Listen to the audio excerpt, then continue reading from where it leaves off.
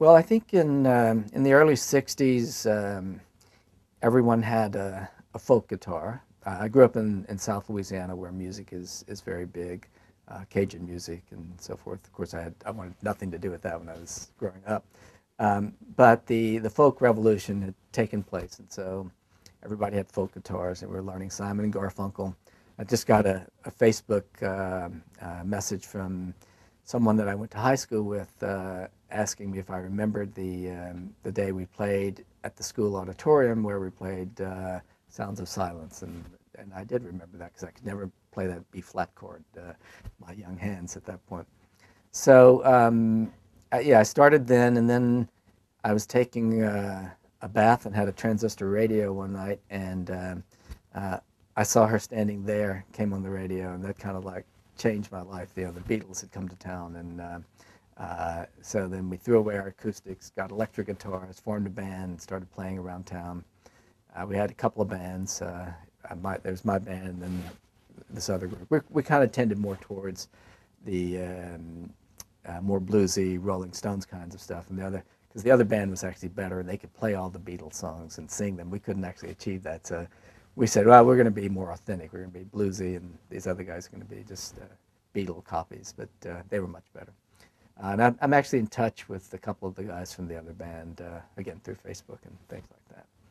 So yeah, I always loved music. I became a disc jockey in the local town, Eunice, Louisiana, in I think my senior year in high school, and just, had a radio show on I think Friday nights and Sunday mornings, something like that.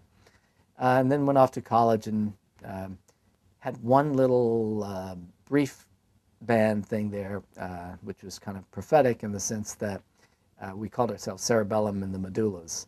And at that point, I was studying marketing and business and had no inclination of being a scientist. So it wasn't like I was, into that whole brain thing at that point. But at some point, I did switch gears. I got a master's in marketing, and then while I was doing that, uh, became interested in psychology and started studying psychology and took a course with a guy studying the brain and just do all the other stuff where I wasn't that into the marketing anyway. And the brain just seemed like an amazing thing to study, so I said that's what I want to do.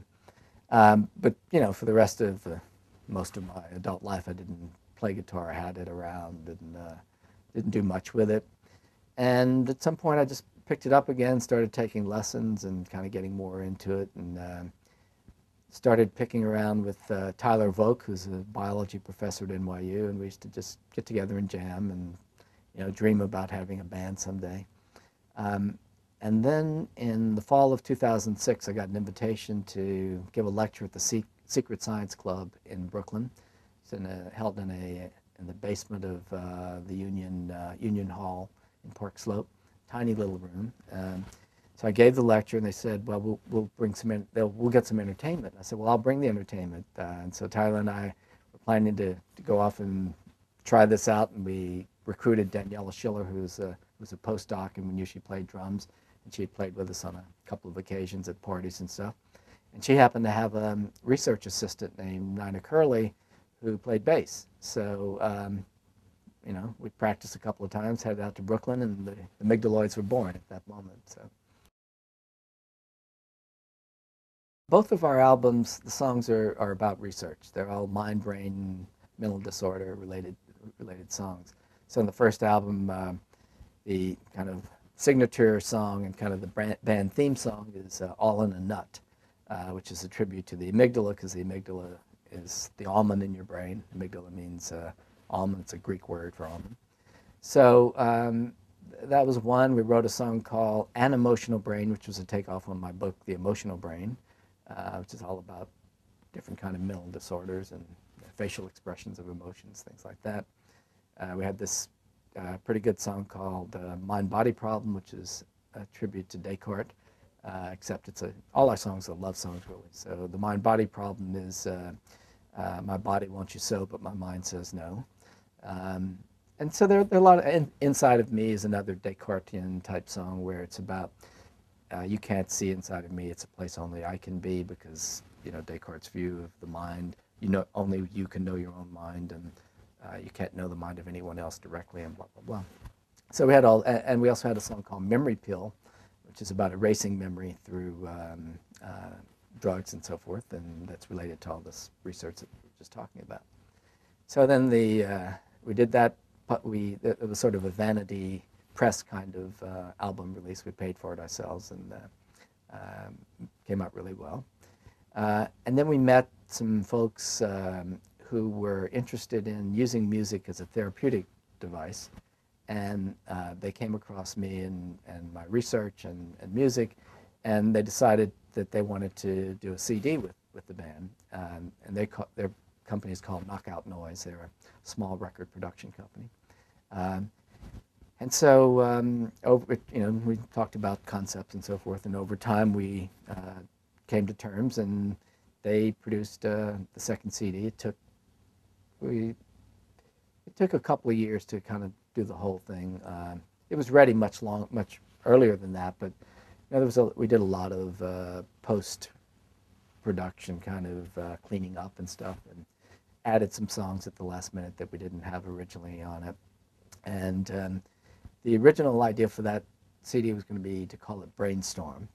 But then we decided to change it to something else that had more of a kind of serious scientific edge to it. And so it's called Theory of My Mind, which is based on the theory of mind idea, which is that in order for us to have social interactions, we have to have a theory of what's in the other person's mind so we can anticipate their behavior on the basis of what we know about them and their emotional responses and so forth. And I was in Cambridge, England on sabbatical last spring, where Simon Baron-Cohen is, and he's the main guy of Theory of Mind in autism. And so I actually recorded Simon on bass and one of his colleagues, Bhishma, on tabla, and layered that on top of the recordings that we had for Theory of My Mind. It sounds really good. So it's Theory of My Mind, which is, you don't understand, it's again a love song, you don't understand me, you don't have a theory of my mind, blah, blah, blah. So that's the lead song on it's not the lead song, but it's the title song of the CD. We're really fortunate on this CD to have Rosanne Cash singing 2 songs with me as my backup vocalist, not bad. And she sings on Mind Over Matter, which is my favorite song, and everyone who hears it says this is, if we have a hit, this is the one that would be the hit. It's a really nice kind of airy song, and that's the one I'll sing for you in a few minutes. It's about love and loss and longing for someone who's not there, but that you're trying to use your mind to conquer the space and time that separates you from that person. Another song on the CD that Rosanne sings on is, it's funny that she sings on it because as I was writing it and kind of getting the music out for it, I was sort of in my mind imagining, sort of channeling Johnny Cash. And it's a song about a guy who's in prison on death row.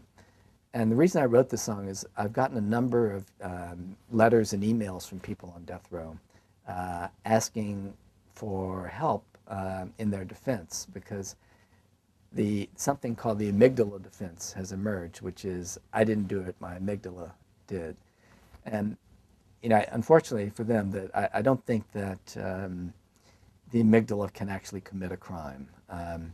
I think it's possible for crimes to be committed, for complex behaviors to be controlled unconsciously, but it's not the amygdala that's doing. The amygdala is responding to sudden threats and producing automatic rapid responses, mostly innate hardwired responses.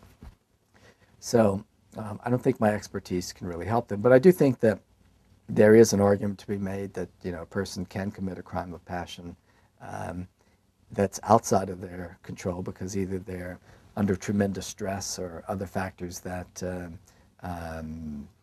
cause them to do things that they wouldn't ordinarily do. Now, the bottom line problem is, how do you prove that in this particular case that's what went on, or is that just a convenient thing to say after the fact? And so that's why I try not to get involved in legal things, because I don't think I could say in one way or another in this particular case, or in any case, that this is definitely what was going on.